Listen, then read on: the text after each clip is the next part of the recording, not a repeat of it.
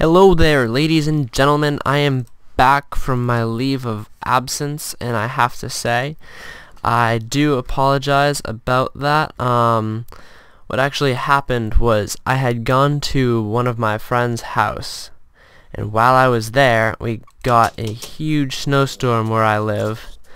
We got about 3 feet of snow, which I'm sure some of you're like 3 feet of snow. We get that on a regular basis, like you guys up in Canada or whatnot, but 3 feet of snow where I'm from, that doesn't happen very often. So, I got snowed in. Oh shit, it's a creeper, get away from my house. Crap! That actually just happened. Alright, so I guess I'm gonna spend some of this video rebuilding my house. Sounds cool.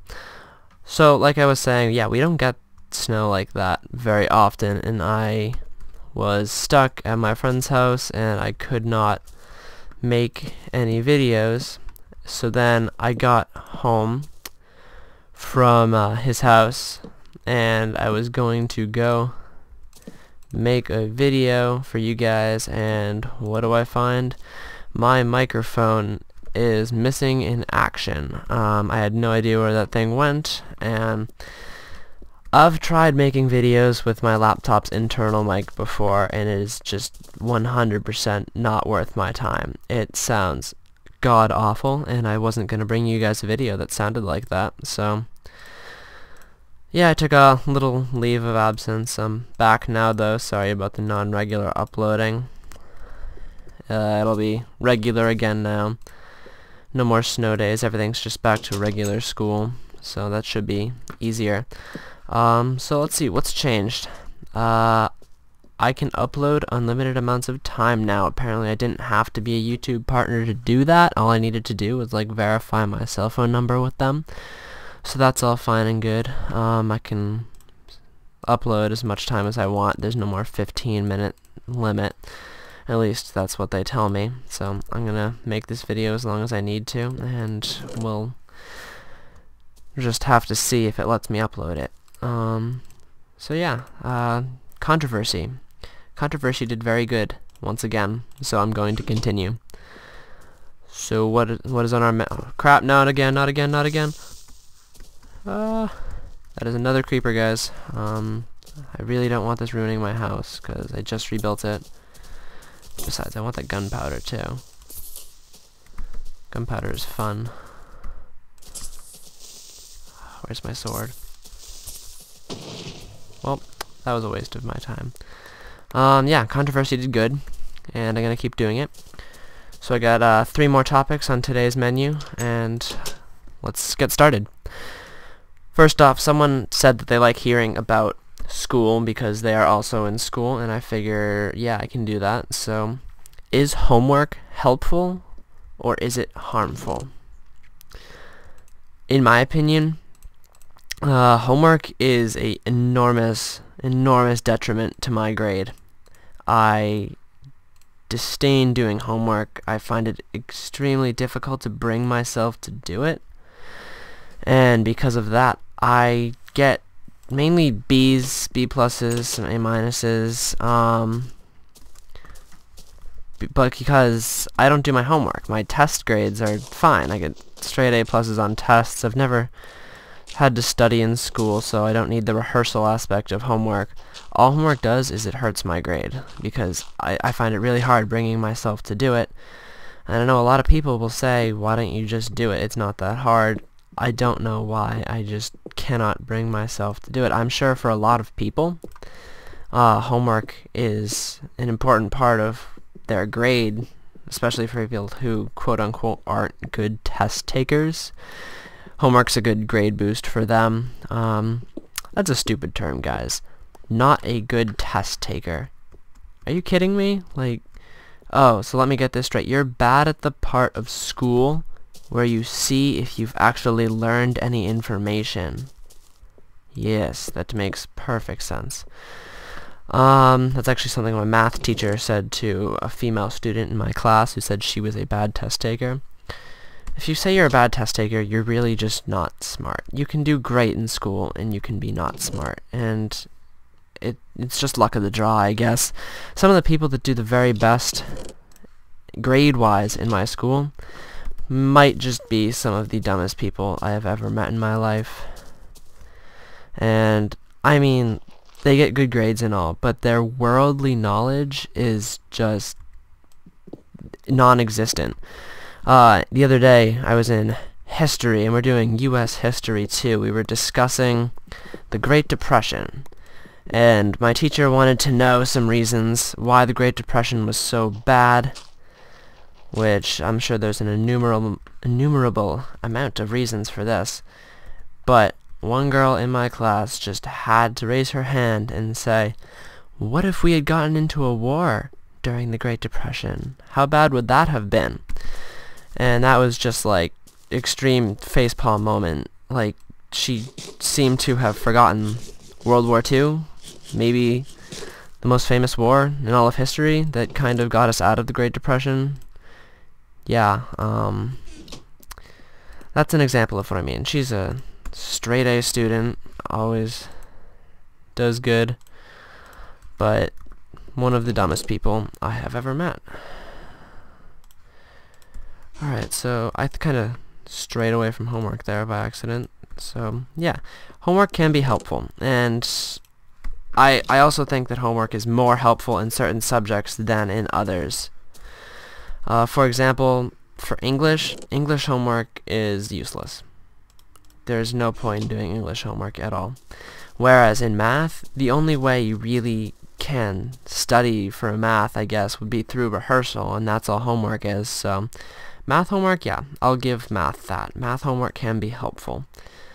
Not particularly for me, but I'm sure for a lot of people it's a good thing.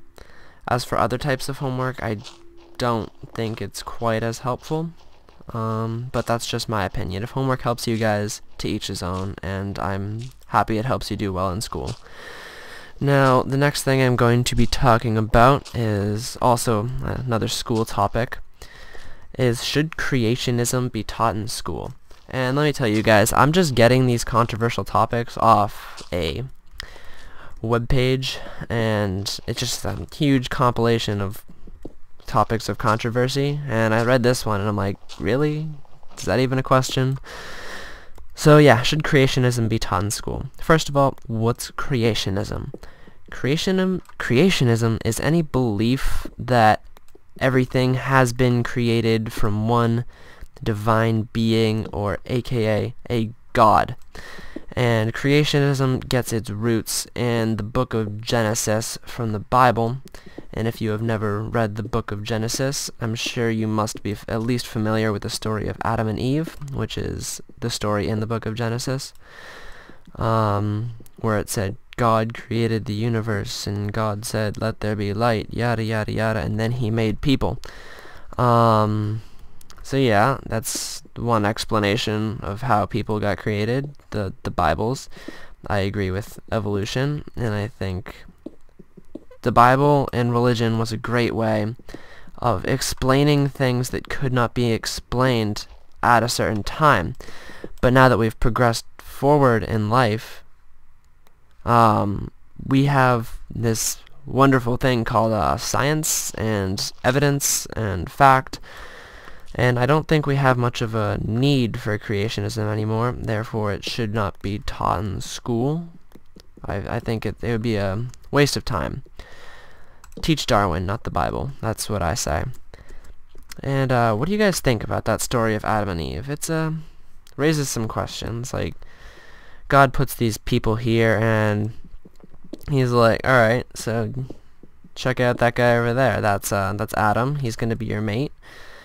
And I think that the apple in that story, and if you're unfamiliar with it, it's just God tells these guys, Adam and Eve, not to eat this apple that's in a tree, and like the devil tempts them to, or the devil tempts Eve to do it. But I was thinking a little about this the other day, before I made this video, and I was thinking, what if that apple in the story is a metaphor? And a metaphor for what, you might ask? And I'm thinking a metaphor for Adam's you-know-what. Yeah, I'm talking about his hoo-ha, his wee-wee, you know what I'm saying. So, think about it. God creates Eve.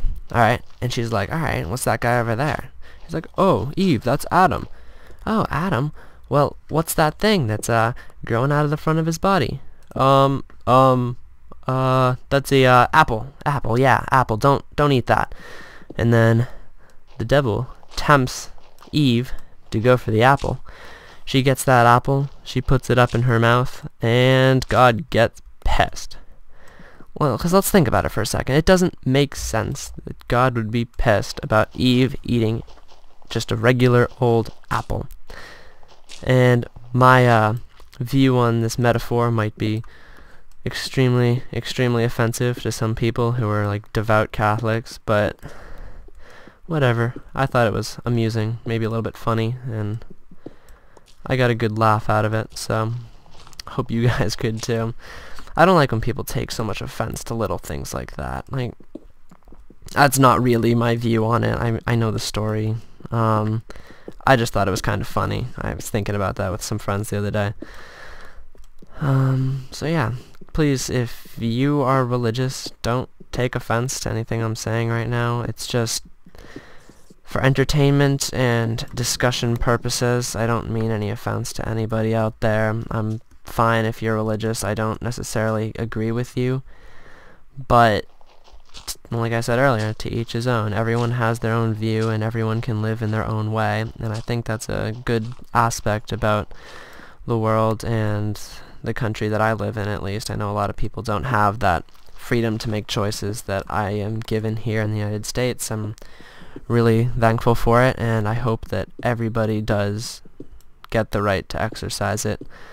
So let's move on to our third and final topic of today, and I'm going to be talking about the legal drinking age. I know in other countries outside of the United States, it's different, but here it is 21 years of age, and we're going to talk about, should it be reduced? Why is it 21? And alright, so let's get down to it. The legal drinking age is 21 because of this little act that the government puts in 1984, and that is called the National Minimum Drinking Age Act of 1984. And what this did was it did not make it illegal for people to drink under the age of 21, but what it did do is it threatened states into making their own laws about the drinking age being 21. And the way it did this is it said, alright, so you can make and choose your own laws about the drinking age, but if you don't make it the way we want it, we're going to cut 10% of your highway funding from the federal bank. So 10% is a lot of funding, and no state is going to be stupid enough to just give away 10% of their funds. It would be ridiculous. So the states, the individual states, essentially got bullied into changing their drinking age. There's a lot of information to go along with this. In fact, the legal drinking age was changed to 18, and I think it was, what year was that? It was 1971 maybe. And that was actually something that was set into action by Franklin Delano Roosevelt. It was his idea to start he got the ground rolling on some legislation to lower the drinking age to 18, and it didn't happen until long after his presidency, but he kind of got the ball rolling on that one. But then that became the 26th Amendment, actually, to create the drinking age of 18, and I don't know if there's another amendment that changed that again, but yeah, it's 21 again, so it's too bad. I think that it could be really helpful for our country if it was lowered. Like I said, everything can be taxed, everything, and the more people that are buying legal supplies of alcohol, the more tax money and tax revenue the country's going to get, and the more stable the economy is going to be, because everybody knows the United States and global economy is not doing so super right now. It is doing really badly. I'm sure it's getting better, but it's not getting better very fast, and the legalization of a lot of substances that are currently illegal or a little over-monitored, it could be pretty helpful to the global economy, not just the United States economy. I'm going to be turning 18 very soon, and I'm not saying I would buy alcohol. I probably wouldn't, but just having the ability to do so, and just in case like someone wants to send me to the store to help them out and buy them something, I think it would be easier for a lot of people too. I mean, everything's so hammered into your heads in health class nowadays. Like, the way they teach you health in school now is ridiculous. It's like, so yeah guys, these are drugs. I'm not going to tell you not to do them, but if you take them, you will die. There's nothing else to it. Like, my middle school health teacher would always, she was very well known for just fabricating facts. She'd do like little make-em-ups. She'd just make up things off the top of her head that sounded like they could be factual, and they probably weren't. I mean,